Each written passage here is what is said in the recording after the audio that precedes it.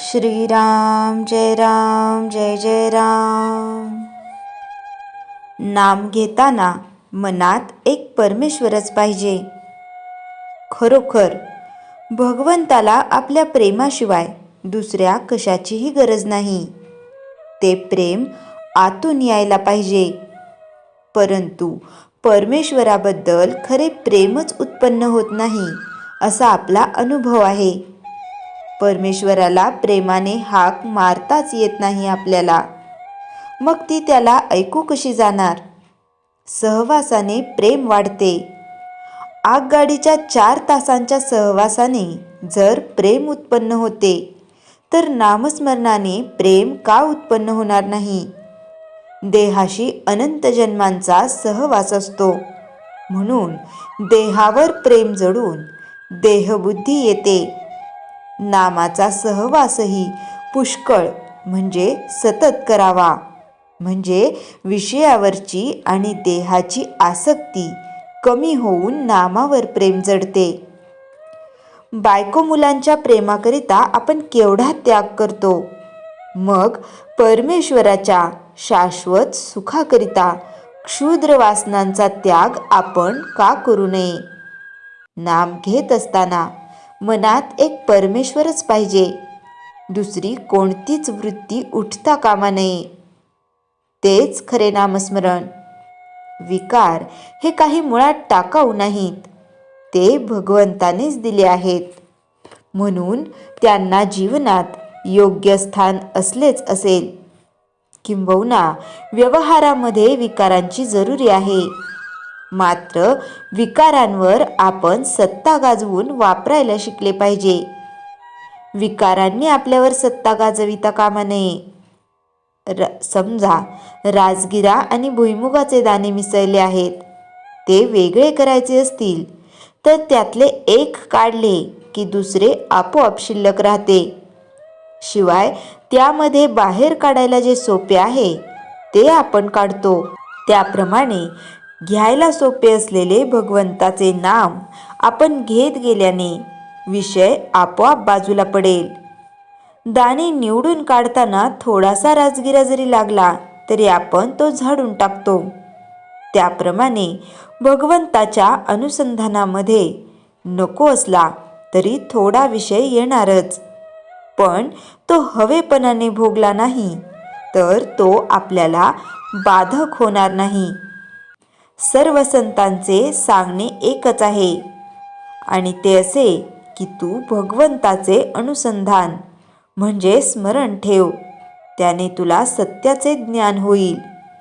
भगवंताचे अनुसंधान याचा अर्थ असा की बाकीच्या गोष्टींकडे दुर्लक्ष झाले तरी चालेल, पण परमात्म्याचे विस्मरण होता कामा नये। भगवंताचे अनुसंधान कोण कसे ठेवील याचा नेम नाही। कोणी पूजा करून ते ठेवील, तर कोणी भजन करून ते ठेवील, कोणी नामस्मरण करून ते ठेवील, कोणी मानस पूजा करून ते ठेवील, तर कोणी चित्रकलेमध्ये सुद्धा ठेवील। भगवंताचे अनुसंधान हे आपले ध्येय ठेवावे आणि त्याला अनुसरून बाकीच्या गोष्टी आपण करूया। कर्तव्याची जाणीव आणि भगवंताचे अखंड अनुसंधान हेच सर्व पोथ्यांचे सार। श्रीराम जय जय राम।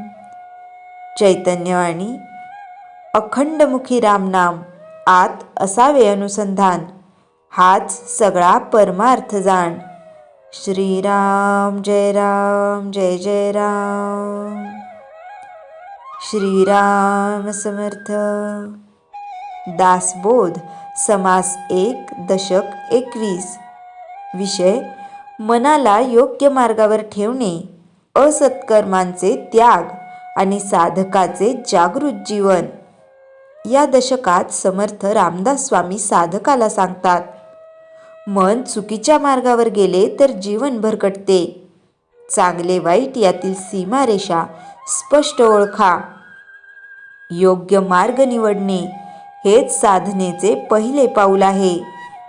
हे दशक साधकाला विवेक, जागरूकता आणि आचार शुद्ध शिकवते। जीवन योग्य मार्गाने चालवणे साधकाचे प्रधान काम. समर्थ सांगतात, जीवनाला दिशा द्या, वाऱ्यावर सोडू नका. मन अनियंत्रित असेल तर दिशा भटकते, मूड बदलतो, कर्म विस्कळीत, बोलणे कठोर, संगती चुकते. म्हणूनच मनाला सांगावं, हा मार्ग, हे ध्येय, हे नियम. नियम असतील तर मन वळते, नियम नसतील तर मन आपोआप खाली खेचते. असत्कर्म म्हणजे स्वतःला खोल खड्ड्यात ढकलणे. समर्थ म्हणतात, असत्कर्माने माणूस स्वतःचीच हानी करतो. असत्कर्म म्हणजे खोटेपणा, निंदा, लोभ, कपट, गैरव्यवहार, इतरांना फसवणे, कामात बेईमानी, वचनभंग. असत्कर्माचे परिणाम: मानसिक अशांती, समाजात अविश्वास, आयुष्यात विघ्ने, सतत भीती, आत्मविश्वास कमी. साधकाने असत्कर्माशी कधीही मैत्री करू नये. मनाला स्पष्ट सांगा, हे चांगले, हे वाईट. समर्थांचा उपदेश: चांगले वाईट याचा निर्णय मनाने करावा. मनाने काय करावे, काय टाळावे, कोणाशी बोलावे, कोणाशी नाही, कोणती संगती योग्य, कोणता मार्ग चुकतो, हे सतत पाहणे आवश्यक. विवेक नसेल तर माणूस विषयाकडे ओढला जातो. विवेक असेल तर माणूस ध्येयाकडे चालतो. विषय आणि वासना साधकाला मार्गभ्रष्ट करतात. समर्थ चेतावणी देतात, विषयांचे सुख प्रथम गोड, नंतर कठीण. साधकाने लक्षात ठेवावे, वासना मनाला गुलाम बनवते. विषयांची चव वाढली की विवेक मरतो संवेदनेचे. सुख कमी कमी टिकते, ठसे मात्र खोल राहतात. विषयांच्या मागे धावणारा माणूस साधना करू शकत नाही. साधकाचे आयुष्य सावध, शांत, संयमी. समर्थ सांगतात, साधकाने प्रत्येक क्षण जागृत राहावे. जागृत राहण्याची रूपे: विचारांवर लक्ष, बोलण्यावर नियंत्रण, संगतीची निवड, इच्छांवर ताबा, योग्य वेळेचा उपयोग, आवेग टाळणे. जिथे जागरूकता आहे तिथे चुकांचे प्रमाण कमी. मनाला शिस्त शिकवा. समर्थांचा स्पष्ट संदेश: मन शिस्तीत राहिले तर साधना सिद्ध होते.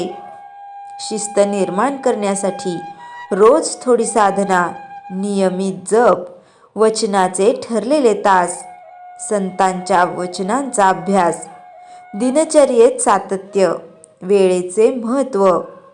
शिस्त म्हणजे मनाला दिलेला चाबूक नाही, मनाला दिलेली दिशा आहे.